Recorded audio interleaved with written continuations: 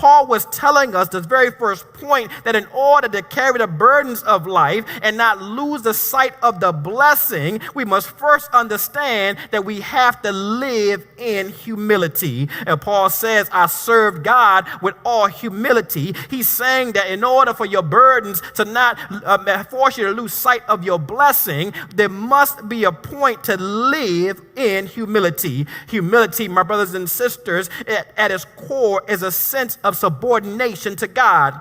Unlike pride, which seeks to do its own thing and to live independent from God, humility does not seek independence. Instead, to be humble means that we are fully dependent on God and we are subordinate to God.